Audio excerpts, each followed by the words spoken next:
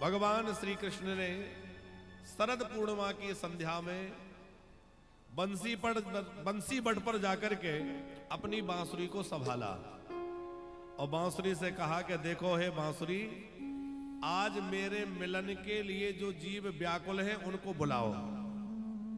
बांसुरी को क्या काम सौंपा कृष्ण ने? मेरे मिलन के लिए जो भक्त व्याकुल हैं, आतुर हैं, उनको बुला लाओ। और श्याम सुंदर ने अपनी बंसी को अपने अधरों से लगाया और बड़ा अद्भुत बांसुरी में स्वर फूंकना प्रारंभ किया। दिव्य बंसी श्याम सुंदर की बजने लगी।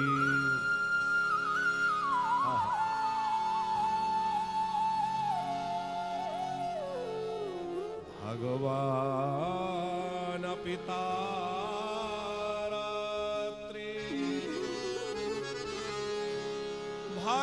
भगवान पिता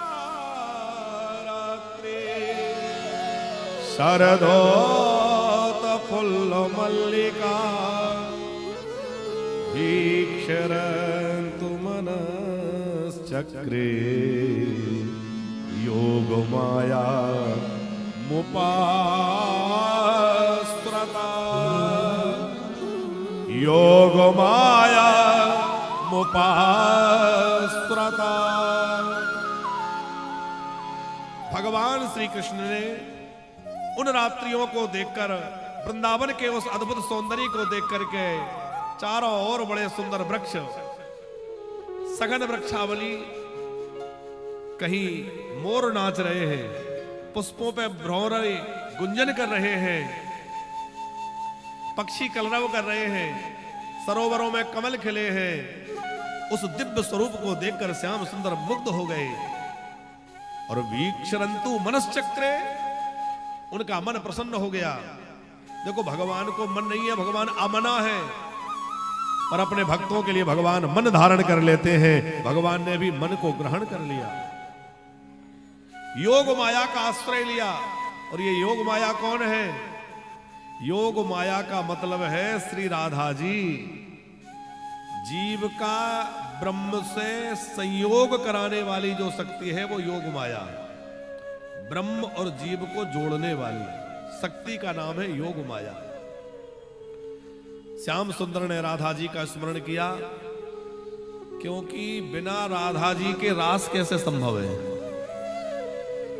सारी दुनिया को अपनी ओर आकर्षित करने वाले कृष्ण हैं, पर कृष्ण को भी अपनी ओर आकर्षित करने वाली शक्ति कौन है? राधा जी। सबको आनंद देने वाले कृष्ण हैं, पर कृष्ण को आनंद देने वाली शक्ति श्री राधा है। गोविंद आनंद प्रदायनी श्री राधा जी का स्मरण श्याम सुंदर ने किया और बड़ी मधुर बंसी बज रही है। गोपियां अपने अपने घरों में कामकाज कर रही है। कोई गोपी अपने बच्चे को दूध पिला रही है, कोई पति को भोजन परोस रही है, कोई अपने घर का गोबर से लेपन कर रही है, कोई गैया का दूध काढ़ रही है।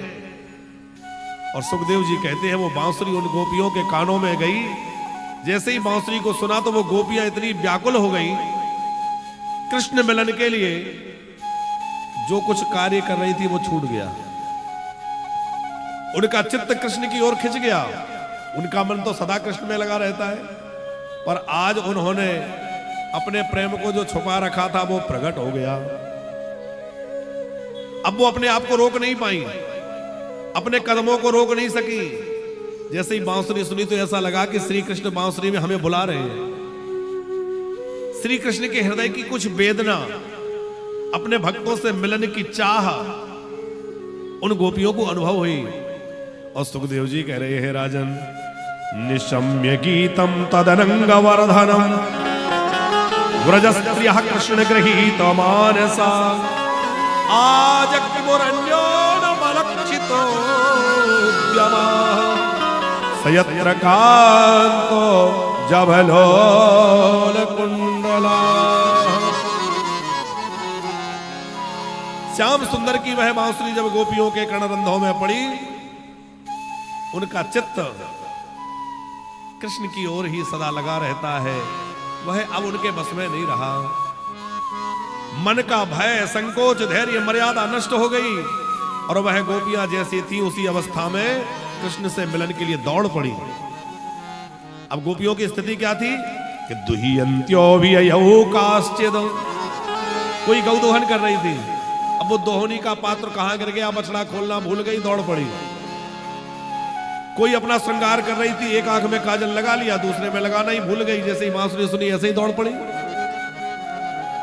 किसी किसी ने तो अपना उल्टा पुल्टा भी श्रृंगार कर लिया, गले का जो चंद्रहार है उसको पैर में पायजेब की तरह पहन लिया, क्योंकि उनको अब होश नहीं है। क्योंकि शरीर का होश तो तब रहे जब देह में उनका कुछ भान हो। देह को भूल गई, अब तो देह में रहने वाले कृष्ण को याद कर रही है, उस परमात्मा का स्मरण कर रही है, शरीर की सुध बुध भूल गई। अच्छा ध्यान देना, ये कोई साधारण स्त्री पुरुष की चर्चा होती तो वो अपने आप को बार बार श्रृंगार करके दर्पण में देखती कि मैं सही से सजी हूं कि नहीं, फिर जाती। लेकिन ये लौकिक श्रृंगार नहीं है, ये लौकिक मिलन नहीं है, अलौकिकता का कार्य है। दुहियंत्यो भी अयौ काश्चिद दोहम हित्वा समुत्सुका पयोधिसृत सय्याब मनोदवास्या पराययो। वह गोपियां दौड़ पड़ी। अब उनके पैरों में कांटे चुभ रहे हैं कि कंकड़ चुभ रहे हैं कि उनकी ओढ़नी चुनरी कहीं उलझ के फट रही है, उनको उसका भी होश नहीं है। किसी किसी गोपी के घर परिवार के लोगों ने उसको पकड़ लिया, कहां जा रही हो, ये क्या तरीका है, कहां चल दिया, तो उनको रोक लिया। और विष्णु देव जी उनको रोक करके घर में बंद कर दिया, दरवाजा लगा दिया, बाहर से कुंडी बंद कर दी, कहां जा रही हो। वो गोपी शरीर से तो घर में रह गई, पर वह दिव्य देह धारण करके बाकी गोपियों से पहले ही श्री कृष्ण के पास पहुंच गई। जहोर गुणमयम देहम सद्या प्रक्षीण बंधना, वह सारे बंधनों से मुक्त हो गई। क्योंकि कृष्ण का मिलन का मतलब शरीर का मिलन थोड़ा ही है, ये तो आत्मा और परमात्मा का मिलन हो रहा है। और श्याम सुंदर ने देखा कि हजारों हजार गोपियां सामने आके खड़ी हैं, कन्हैया को घेर लिया। तो श्री कृष्ण ने उन सबका स्वागत किया कि स्वागतम भो महाभागा प्रियम किम करवाणी वा ब्रजस्यानवयम कश्चिद हृतागमन कारण। आओ आओ देवियों आओ, अरे तुम सबका स्वागत है, आओ आओ। सब गोपियां बड़ी आनंदित हो रही हैं, देखो पहले बुला लिया और अब कितना स्वागत कर रहे हैं। और महाभाग कह रहे हैं, ध्यान देना, स्वागतम वो महाभागा, अरे तुम बड़ी भाग्यवान हो। देखो धन के पीछे भागने वाला व्यक्ति भाग्यवान नहीं है, बहुत धनवान होने वाला, ऐश्वर्यवान होने वाला, बड़े पद पे बैठने वाला व्यक्ति महाभाग नहीं है। जो सब कुछ छोड़ के भगवान के पीछे चल देता है वो भाग्यवान है। सबसे बड़ा भाग्यवान वही है जो भगवान के अनुयायी हो जाए, भगवान के लिए चल दे। गोपियां अपना सर्वस्व त्याग कर कृष्ण के लिए आई हैं। श्री कृष्ण ने पूछा, अच्छा देवियों ये बताओ इस रात्रि के समय यहां आने का क्या कारण है तुम्हारा, तुम इस रात में यहां कैसे चली आई। और ये प्रश्न बड़ा अटपटा लगा कि एक तो बांसुरी बजा के बुला लिया, अब कह रही हो कि आप पूछ रहे हैं कि क्यों आई हो। गणेश प्रसाद जी आज बहुत पीछे जाके बैठ गए, आज लाला जी पधार गए। आज बभनान से हमारे सब प्रेमी लोग पधारे हैं, श्री कैलाश चंद्र जी और सब लोग, तो आज अपने सब लोगों के साथ विराज गए, बहुत अच्छा। हम कह रहे थे कि किसी को निमंत्रण दे के कोई बुलाए कि इस तारीख को इतने बजे हमारे यहां ये आयोजन है, इसमें आपको आना है, और इतने बजे आइए और भोजन भी वही रहेगा। अब कोई निमंत्रण दे के बुला ले और सामने वाला आ जाए। अच्छा लाला शंकर नाम है इनका, हम कैलाश जी याद रहता है हमें, लाला शंकर। तो निमंत्रण देके बुलाया, अब सामने वाला आ गया तो आप दरवाजा खटखटाया, आपने दरवाजा खोला तो आप पूछे कि अच्छा कैसे आना हुआ, तो उसको कितना बुरा लगेगा कि एक तो हमें निमंत्रण देके बुलाया है और हम आ गए तो हमसे पूछ रहे कैसे आना हुआ। अच्छा उस पर भी आप कहें कि अच्छा ठीक है आ गए तो ठीक है, अब हमसे आपने मिल लिया, अब हमारा भोजन का समय हो रहा है, आप पधारो जाओ। उसको कितना बुरा लगेगा कि एक तो बुलाया और कह रहे हैं कि हमें भोजन करना है, आप जाओ। तो श्री कृष्ण ने कुछ इसी प्रकार का व्यवहार जानबूझकर किया। देवियों तुम क्यों चली आई, तुम्हारे आने के क्या पीछे कारण है? ओहो, लगता है तुम इसलिए आई होगी कि इस शरद पूर्णिमा की सुंदरता देखना है। चलो अच्छा हुआ तुमने देख लिया, हमसे मिल भी लिया, अब सब लौट जाओ, जाओ अपने अपने घर को। और जैसे ही लौटने की बात कही तो गोपियां बड़ी व्याकुल हो गई। उनका जो मुख प्रसन्नता से खिल रहा था वो सूख गया, उनकी आंखों से अश्रु बिंदु झलक उठे। आखिर लौट जाने के लिए क्यों कह रहे हैं, ये क्या बात हुई? क्योंकि इतने जन्मों की प्रतीक्षा के बाद आज मिलने का अवसर आया। देखो भगवान की ओर जीव जल्दी नहीं बढ़ पाता, इतने झंझटें हैं, इतनी समस्याएं हैं कि व्यक्ति उन्हीं में उलझा रहता है। ग्रह कारज नाना जंजाला ते अति दुर्गम शैल विशाला। इन जंजालों से निकल के कोई एक बिरला भगवान की ओर बढ़ पाता है। और भगवान से मिलने का समय आए और भगवान कहे लौट जाओ। अच्छा भगवान लौटने का क्यों कह रहे हैं? क्योंकि भगवान परीक्षा ले रहे हैं। ध्यान से सुनना, आप बाजार में मटका खरीदने जाते हैं, गर्मी का समय आता है तो मटके लेते हैं। आजकल तो फ्रिज का जमाना है, मटके लोग कम खरीदते हैं, पर फिर भी जो लेते हैं उनको पता होगा। तो ऐसे उसको ठोक के देखते हैं, उंगली से ठोक के देखते हैं, नहीं फूटा तो नहीं है, चटका तो नहीं है, दरार तो नहीं है।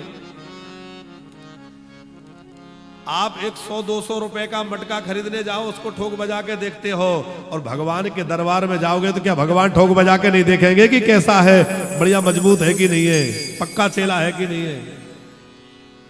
तो गोपियों को भी भगवान ऐसे ही परीक्षण कर रहे हैं। देवियों लौट जाओ। रजन्य ऐसा घोर रूपा घोर शत्रु सेविता। गोपियां बोली सुनो जी, हम लौटने के लिए नहीं आई हैं, आज तो आपकी होने के लिए आई है। अब हम लौट के नहीं जाना चाहती, हमने अपना सर्वस्व त्याग दिया। श्री कृष्ण बोले देवियों वो बात तुम्हारी ठीक है, पर तुम्हारे माता पिता, तुम्हारे बंधु बांधव तुम्हें ढूंढ रहे होंगे। मां तेरा पितरा पुत्रा भ्रातृहा पतयश्च वा विचिन्वन्ति है पश्यन्तो माक्रम बंधु साध्वसम। तुम्हारे माताजी, पिताजी, भाई, पति तुम्हें ढूंढ रहे होंगे। एक गोपी बोली अच्छा ये बताओ कौन से जन्म के माता पिता के पास चले जाएं? हजारों बार जन्म हो गया, हर बार नए माता पिता मिलते, हम कहां चले जाएं? अरे वास्तविकता ये है कि हर बार अलग अलग माता पिता मिलते हैं, वो सब झूठे हैं। असली माता पिता तो आप हो जो सदा से हमारे हो। हम लोग मंदिर में गाते हैं ना, तुमेव माता च पिता तुमेव, तुमेव बंधो च सखा तुमेव। हमारे असली माता कौन है? भगवान। असली पिता कौन है? परमात्मा। अच्छा असली पति कौन है? केवल स्त्रियों का ही नहीं बल्कि पुरुषों का भी हम सब का पति कौन है? आत्मा का पति है परमात्मा। आरती गाते हो तो कहते हो ना, तुम हो एक अगोचर सबके प्राणपति। बोलते तो सबके प्राणपति कौन है? भगवान है। देखो शरीर का पति कोई बन जाए ठीक है, ये शरीर की व्यवस्था है, संसार की व्यवस्था है, लेकिन वस्तुतः इस आत्मा का यदि कोई पति है तो वो केवल परमात्मा है साहब। आत्मा का पति तो ईश्वर है। गोपियां कहती आज हम उस परम पति के शरण में आए हैं, हमारा त्याग मत करो। उस समय श्री कृष्ण ने उन गोपियों को पातिव्रत धर्म का उपदेश दिया। देखो तुम सब पतिव्रता नारियां हो, और पतिव्रताओं का सबसे ऊंचा धर्म है पति की सेवा करना। श्री कृष्ण कह रहे हैं देवियों स्त्री यदि बहुत ज्यादा व्रत ना करे, केवल एक व्रत कर ले तो सारे व्रत उसने कर लिए। कौन सा व्रत?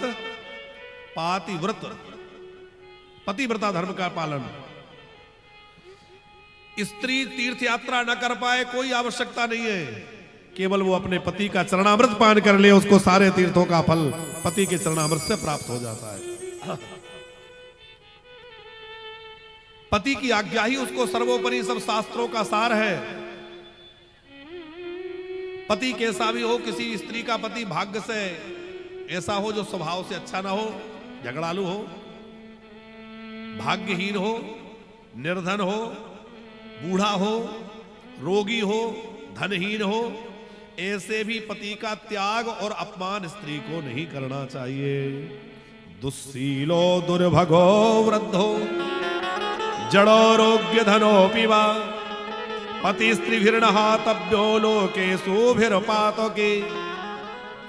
हाँ, एक स्थिति में पति का त्याग किया जा सकता है कि यदि पति पातकी हो।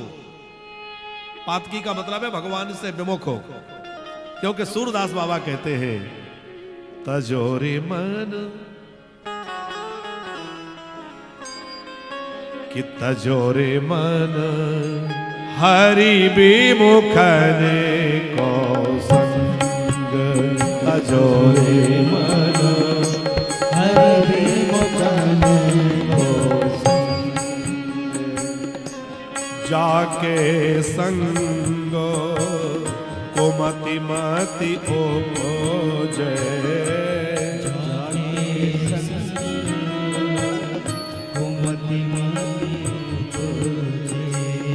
हो तो भजनों में भंग,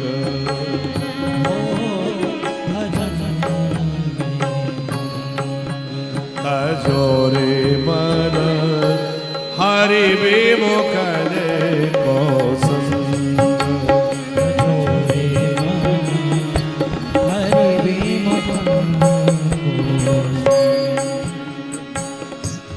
जीवन में भगवान से विमुख लोगों का संग नहीं करना चाहिए। जीवन में भगवान के भक्तों का संग करिए, क्योंकि भगवत विमुख का संग करोगे वो दुनिया भर की चर्चा करके आपके मन को भी बहला देगा, बहका देगा। वो भोगों की चर्चा करेगा, वो विषयों की बातचीत करेगा। विष्णुदेव जी, किसी ने नया मकान बनाया, आप मिलने गए, वो दिखा रहा है कि देखो हमने ये मकान बनाया, इसमें ये पत्थर वहां से लाके लगाया, ये चीज वहां से लेके आए, ये बड़ी इंपॉर्टेंट है। तो उसके वैभव को देख देख के मन में क्या लालसा जगेगी, हमारा ऐसा कब बनेगा, यही मन में आएगा कि नहीं? हम ऐसा कब बना पाएंगे, देखो इन्होंने कितना गजब का मकान बनाया है, क्या अद्भुत व्यवस्थाएं की है, हमारा भी ऐसा ही होता, ऐसा मन में आएगा। और यदि आप किसी भगवत भक्त के साथ जाएंगे, वो नाम जपते हैं, उनको नाम जपते देख के लगेगा कि भैया ये पूरे दिन में जो है इतने लाख जप करते हैं, हम भी तो 10-20 माला करें, मन में आएगा कि नहीं? ये पूरे दिन सेवा करते हैं, तुलसी की सेवा, गऊ की सेवा, ये सेवा, वो सेवा, हम भी तो थोड़ा करें। तो जैसे व्यक्ति का संग करोगे वैसा मन में भाव आ जाएगा, उसी ओर हमारी वृत्ति हो जाएगी। इसलिए बाबा सूरदास कहते हैं तजोरे मन हरि विमुखने को संग।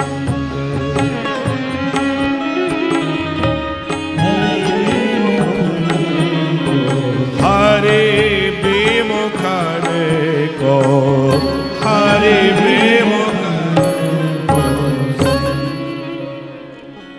श्री कृष्ण कह रहे हैं पति का त्याग नहीं करना चाहिए, पर पति यदि भगवत विमुख हो तब भी उसका अपमान तो नहीं करे, पर हां अपना भजन ना छोड़े, भक्ति ना छोड़े।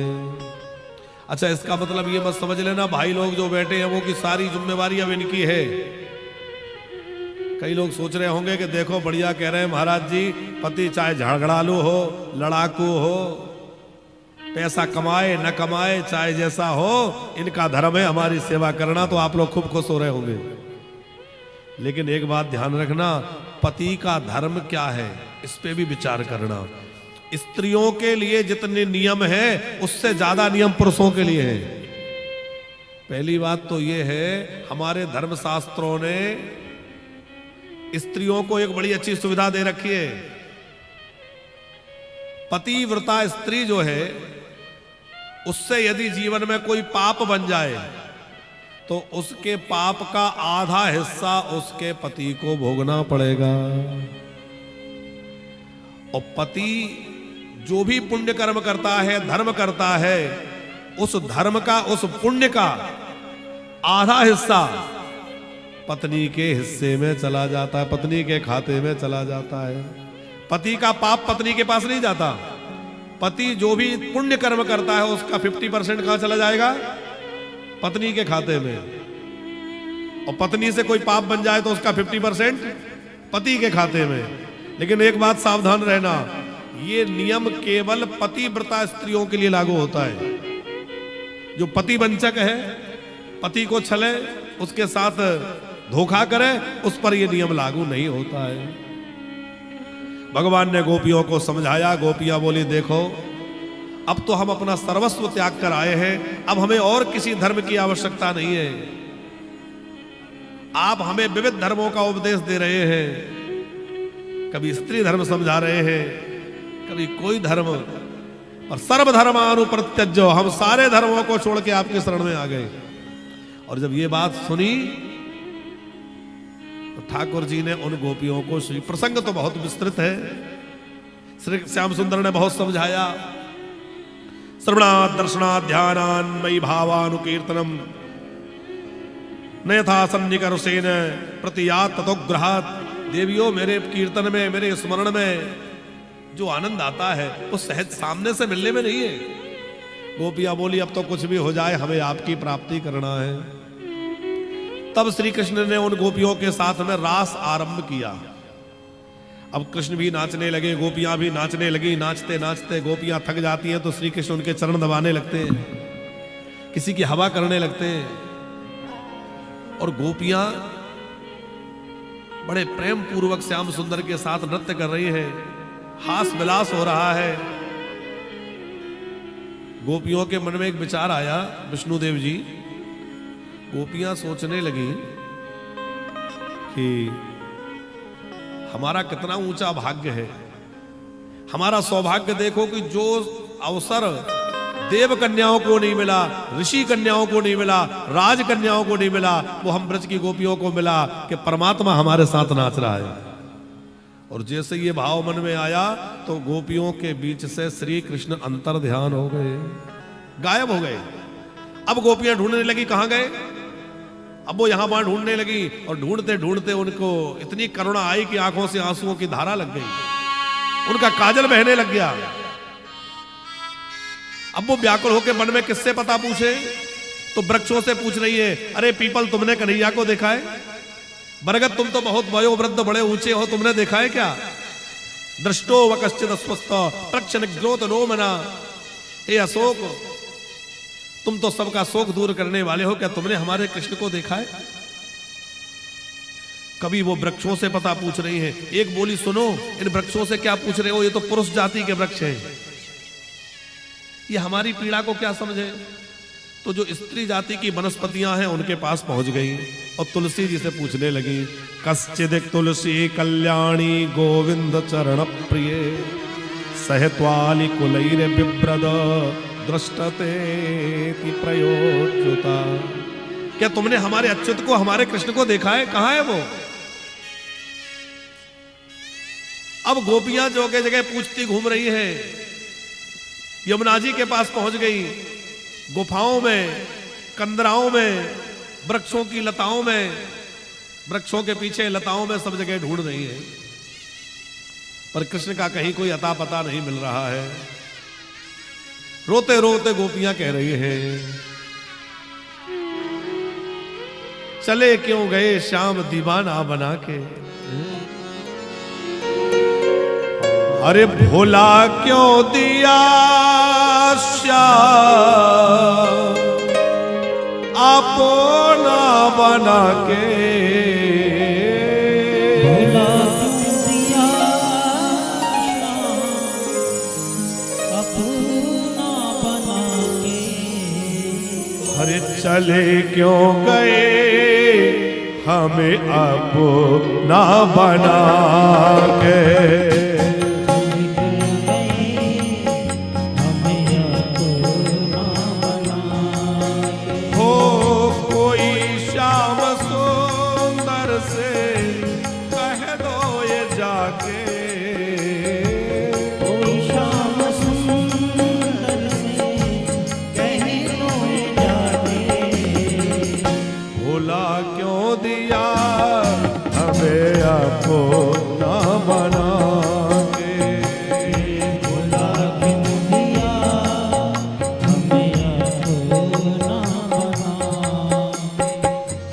निभाना नहीं था तो पहले ही कहते, निभाना नहीं था तो पहले ही कहते, चले क्यों गए श्याम अपना बना के, चले क्यों गए श्याम अपना बना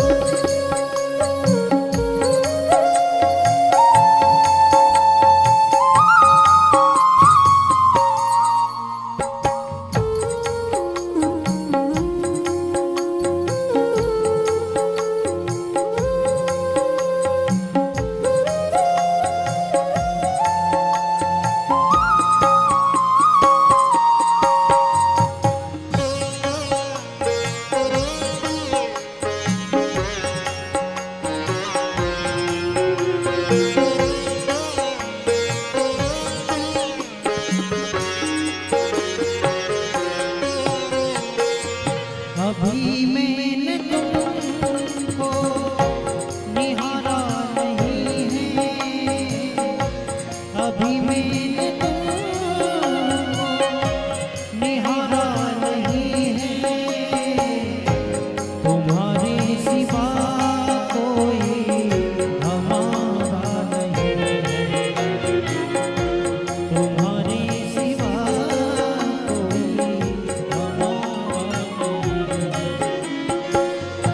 सांवरी तेरी सूरत या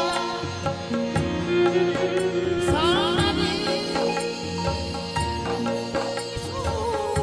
सूरत या और रसीले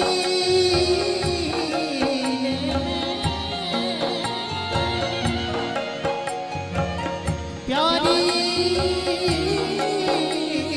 छवि देख के खोया दिल का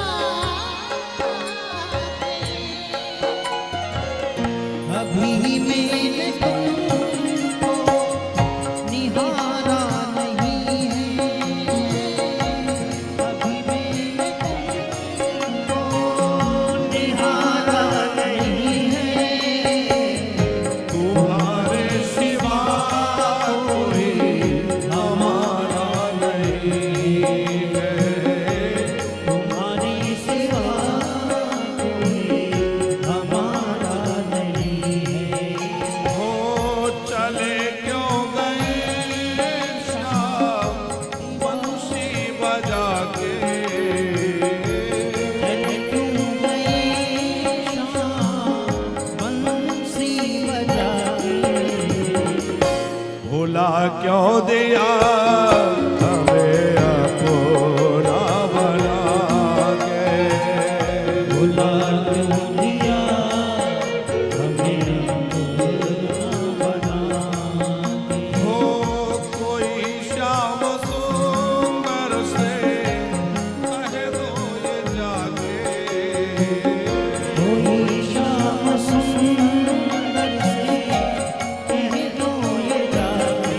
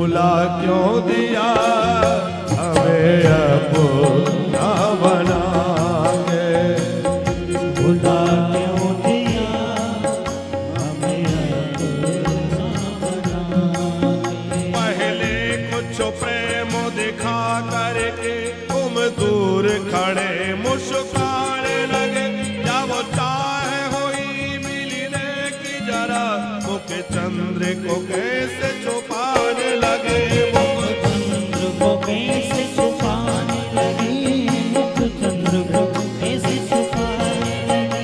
बस एक ही बार हंसा करके सारी उम्र हमें वो रुलाने लगे, करुणा करुणी तो दूर रही, करुणा निधि हो के सताने लगे, करुणानिधि हो के सताने लगे, करुणानिधि हो के सताने लगे। ओ अगर तुम न आए तो पहले ही, ओ अगर तुम न आए तो दिल क्या करेगा, हमारे लिए ही तड़पता रहेगा, तुम्हारे लिए ही तड़पता रहेगा। निभाना नहीं था तो पहले ही कहते, निभाना नहीं था तो पहले ही कहते। बुझाते हो क्यों आग दिल में लगा के, बुझाते हो क्यों आग दिल में लगा के। ओ चले क्यों गए शाम दीवाना बना के, चले क्यों गए दीवाना बना के। भुला क्यों दिया हमें अपना बना के, भुला क्यों दिया हमें अपना बना के। ओ भुला क्यों दिया हमें अपना भुला क्यों दिया हमें राधे राधे राधे राधे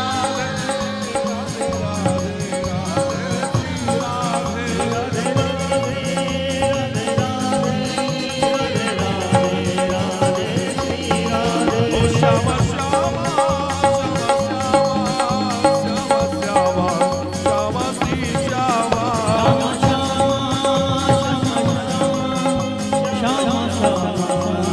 श्री राधे।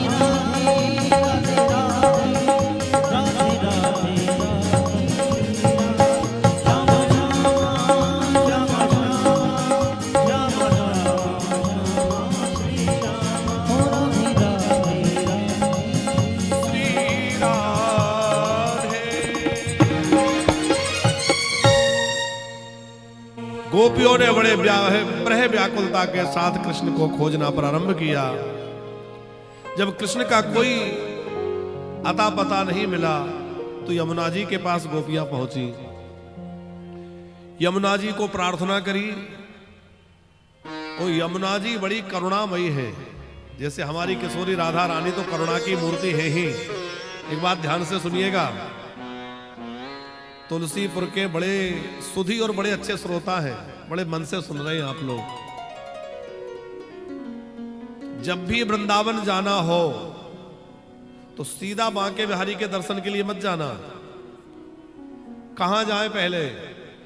जब भी वृंदावन दर्शन के लिए जाओ तो पहले यमुना महारानी को प्रणाम करके उनसे आज्ञा लो, और यमुना जी की कृपा हो जाएगी तो बांके बिहारी की कृपा जल्दी हो जाएगी।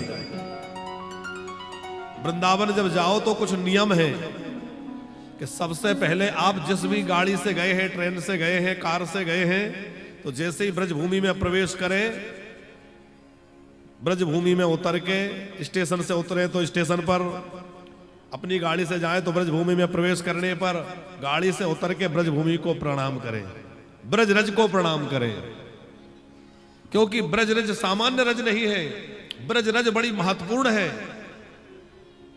ब्रह्म ही जहां रज बन करके व्याप्त है उसका नाम है ब्रज।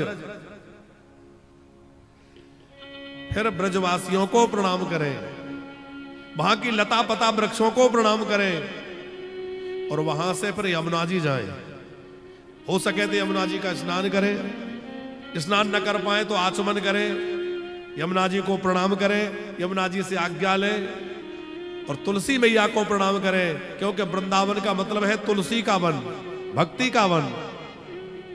और यमुना जी से प्रार्थना करके जाएंगे तो आपको एक ही बार दर्शन करने में बांके बिहारी की कृपा प्राप्त हो जाएगी, क्योंकि यमुना मैया जो है वो कृष्ण की प्राप्ति कराने की बड़ी सहज साधन है, बड़ी जल्दी कृपा करती है। विष्णु देव जी जब गोपियों ने यमुना जी से प्रार्थना करी तो उन्हें यमुना जी ने रास्ता दिखा दिया। जैसे ही बाहर आई तो यमुना जी की जो रज है उस रज में श्री कृष्ण के चरण चिन्ह दिखाई दे गए, तो पता चल गया कि कृष्ण इधर गए हैं, तो रास्ता मिल गया। पर साथ में कोई गोपी भी गई है, अकेले कृष्ण के चरण चिन्ह नहीं है। वो गोपी कौन है? बोले अन्याराधितो नूनम भगवान हरिरीश्वरः यन्यो विहाय गोविंदं प्रीतोयाम नयद्रः प्रीतोयाम नयद्रः। अन्य सबका त्याग करके किसी एक को लेकर गए हैं, वो कौन है? बोले वो है हमारी श्री राधा रानी। नाम स्पष्ट नहीं लिखा, लेकिन संकेत किया है सुखदेव जी ने कि किसी एक विशिष्ट गोपी को लेके गए। और राधा जी के मन में विचार आया कि देखो गोपियां वन वन में भटक रही है, रो रही है कृष्ण के लिए, मैं भी उनके साथ में नहीं हूं। यदि मैं साथ में रहती तो उनको कृष्ण की प्राप्ति जल्दी हो जाती, मैं तो कृष्ण जी के साथ में हूं। तो श्री कृष्ण से बोली अब नहीं चला जाता। श्री कृष्ण बोले क्या करें? बोले कंधे पे उठा लो। तो कृष्ण ने कंधे पे तो नहीं उठाया, वहां से अंतर ध्यान हो गए। राधा जी उसी स्थान पे बैठ कर रोने लगी, पीछे से गोपियां आ गई, और गोपियों ने जैसे ही राधा जी को देखा तो समझ गई कि अब राधा जी मिल गई तो अब कृष्ण मिल जाएंगे, क्योंकि राधा का मिलना मतलब कृष्ण का मिलना। नारायण की प्राप्ति करना है तो पहले नारद जी की कृपा हो जाए तो नारायण मिल जाते, हनुमान जी की कृपा हो जाए तो राम जी मिल जाते, और राधा जी की कृपा हो जाए तो श्री कृष्ण मिल जाते हैं। राधा जी के साथ सब गोपियों ने मिलकर कृष्ण को पुकारा है। हाना तो रमण पृष्ठ क्वासी क्वासी महाभुजो दास्यास्ते कृपणाया मे सखे दर्शय सन्निधि। हे नाथ हे रमण, हमारे ब्रज के जो ठाकुर हैं गीत, उसी प्रकार यह है गोपी गीत। कल आया था वेणु गीत, समय अभाव था इसलिए नहीं सुनाया। ये भागवत के बड़े सिद्ध गीत हैं, और ये गोपी गीत तो भागवत का प्राण है। अब है तो संस्कृत में, आपको समझ में नहीं आएगा, लेकिन थोड़ा बहुत भाव हम समझाएंगे, और दो चार श्लोक इसके गा लें, क्योंकि भागवत का बड़ा मुख्य गीत है ये। क्या नाम है? गोपी गीत। पीछे स्तुति पत्रिका होगी, तो स्तुति पत्रिका लेकर भी जो लोग संस्कृत को थोड़ा बहुत पढ़ सकते हैं तो वो स्तुति पत्रिका लेकर के उसमें से भी पाठ कर सकते हैं। हम लोग यहां से गाएंगे। गोप्या उचुः जयति तेधिका जमुना ब्रजा स्वयं इंदिरा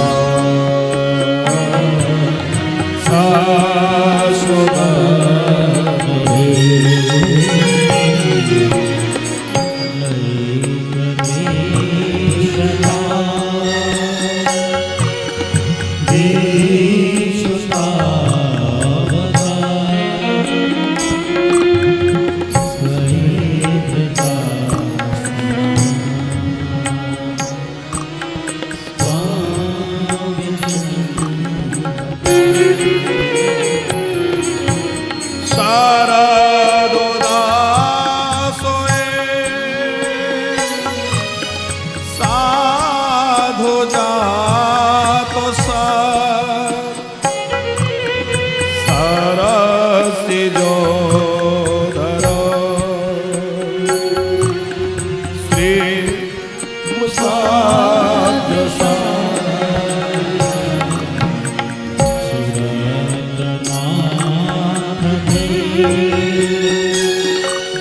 असुर कदा सुकर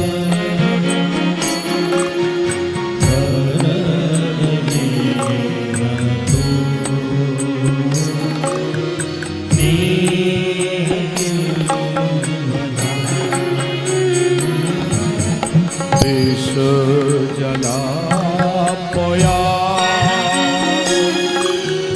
व्यालेरा वर्ष मारुका वैद्यतान विषमया विश्वतो भया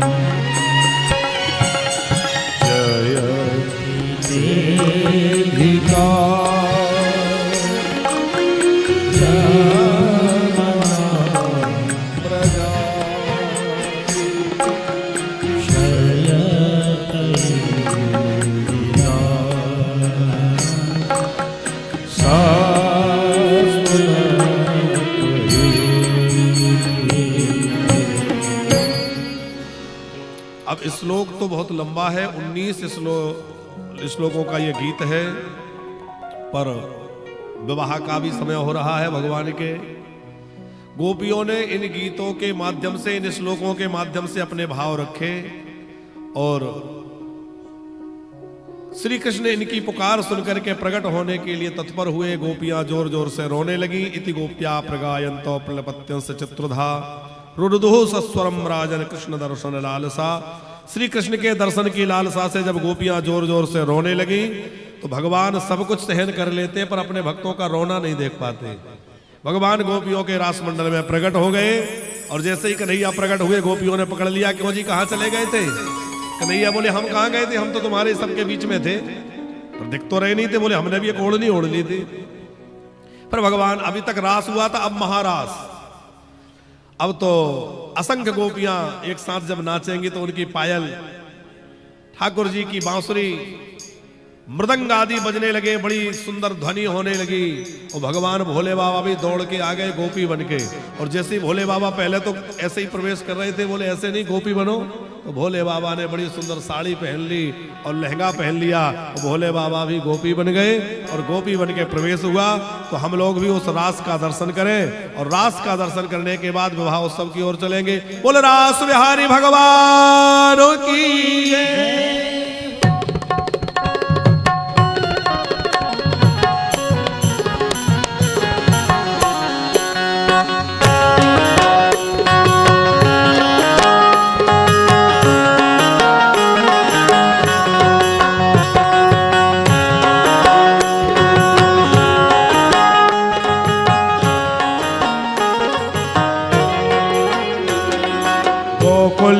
देखो वृंदावन में देखो रे, गोकुल में देखो वृंदावन में देखो रे, ओ मुरली बाजे रे, श्याम संग राधा नाचे रे, श्याम संग राधा नाचे रे, ओ कन्हैया संग राधा नाचे रे, कन्हैया संग राधा नाचे रे। गोकुल में देखो वृंदावन में देखो रे, गोकुल में देखो वृंदावन में देखो ओ रे, मुरली बाजे रे, श्याम संग राधा नाचे रे, श्याम संग राधा नाचे रे। जरा झूमते हुए श्री राधे।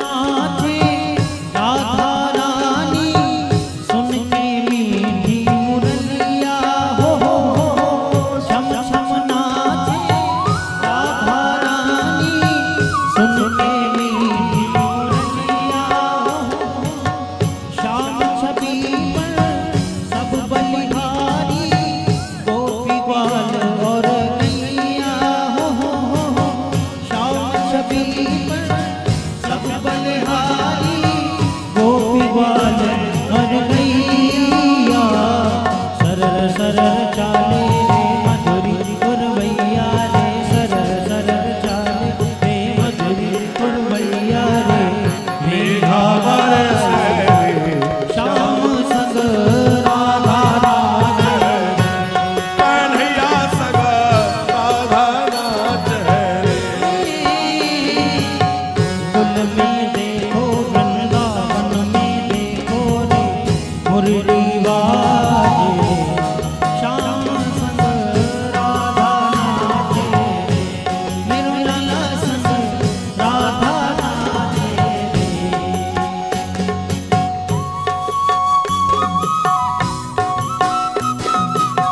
जय हो बोल रास बिहारी भगवान की।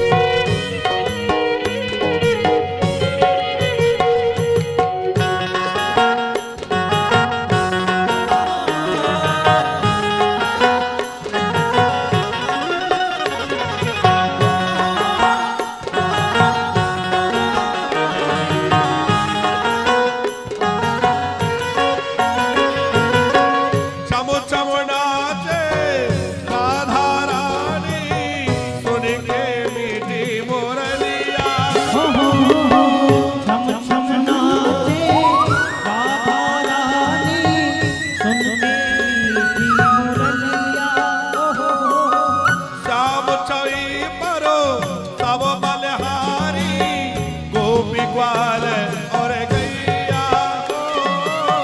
राम छवि सब बलिहारी गोपी ग्वाल और गैया सरर चाल रे बदरी पुरवैया रे चाले रे बदरी पुरवैया ओ मेघा बरस रे श्याम संग राधा नाच रे श्याम संग राधा नाचे ओ कन्हैया संग राधा नाच रे ओ मेरो लाला संग राधा नाचे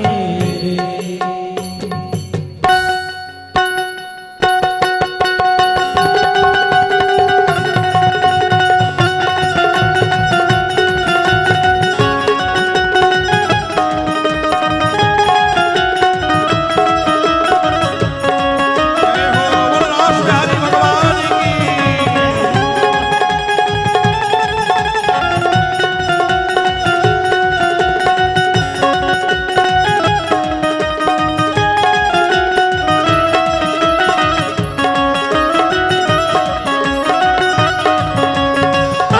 रास रचो है यमुना किनारे महाराज रचो है रास रचो है रास रचो है यमुना किनारे महारास रचो है हरे रास रास रास महाराज रचो है रास रास रास महारास रचो है रास रास रास महाराज रचो है रास रास रास महारास रचो है सखीरी रास रचो है रास रचो है महाराज रचो है महारास रचो है ओ यमुना किनारे महाराज रचो है यमुना किनारे महारास रचो है ओ ऐसो रास रचो वृंदावन है पायल की झनकार ऐसो रास रचो वृंदावन है पायल की झनकार पायल की झनकार है पायल की झनकार पायल की झनकार पायल की झनकार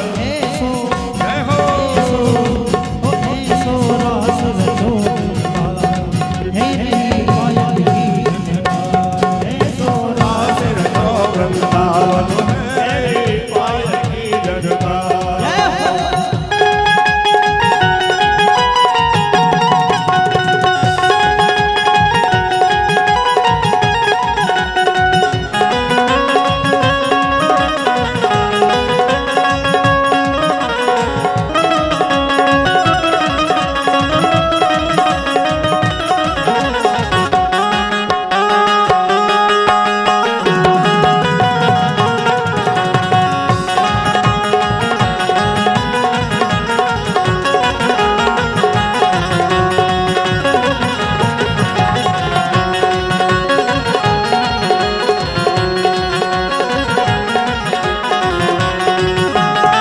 घुंघरू खूब क्षमा छम बाजे घुंघरू खूब क्षमा चम बाजे बजते बिछुआ बहुत ही बाजे बजते बिछुआ ओ रवा कौंधनी के हु बाजे रवा कौंधनी के हु बाजे अंग अंग में गहना साजे चुड़ियन की झनकार हाँ अंग अंग में गहना साजे चुड़ियन की झनकार ऐसो जय हो ऐसो ओ ऐसो रास रचो वृंदावन हे पायल की झनकार ऐसो रास रचो वृंदावन हे पायल की झनकार जय हो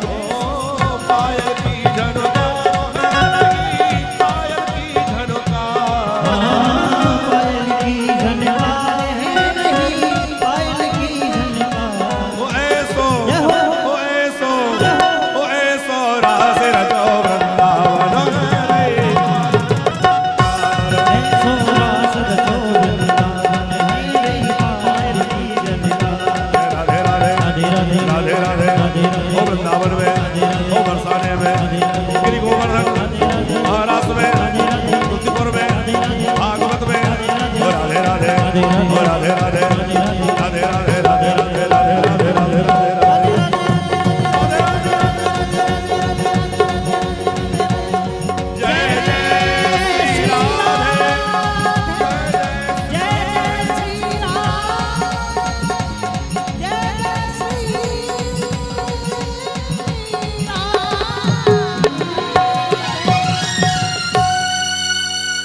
गोकुल में देखो वृंदावन में देखो रे मुरली बाजे रे श्याम संग राधा नाचे रे मेरो लाला संग राधा नाचे कन्हैया संग राधा नाचे बोल रास बिहारी भगवान की। बड़ा ही अद्भुत रास संपन्न हुआ है और उस दिव्य रास में गोपियां नृत्य करते करते करते मुग्ध हो गई, शरीर शिथिल हो गए। अब जो है श्याम सुंदर ने आज्ञा दी, हे ब्रजमामाओ तुम सब अपने अपने घरों को जाओ। वो रास कितने समय तक चला विष्णुदेव जी? ब्रह्मा जी की रात्रि से 6 महीनों का, 6 महीने जो ब्रह्मा जी के होते, इतनी बड़ी वो रात्रि हो गई। अब ब्रह्मा जी का एक दिन कितना बड़ा होता है पता है आप लोगों को? थोड़ा समझ लीजिए। हम लोगों के दिनों से माने हमारे दिनों से ऐसे समझ लीजिए, 1000 कलयुग, 1000 त्रेता, 1000 द्वापर, 1000 सतयुग जब निकल जाएंगे तब ब्रह्मा जी का एक दिन होगा। 1000 बार चारों युग बीत जाएंगे तब ब्रह्मा जी का एक दिन होगा। इतनी बड़ी ब्रह्मा जी की रात्रि होती है। तो इतने बड़े ब्रह्मा के दिनों से वो रात्रि 6 महीने की हो गई। तो इसका मतलब आज भी वो रास चल रहा है, क्योंकि उतना समय तो अभी तक नहीं बीता। निरंतर वृंदावन में रास है। पर प्रकट लीला में श्री कृष्ण ने कहा कि अब गोपियां अपने अपने घर जाओ। सब गोपियां घर पधारी।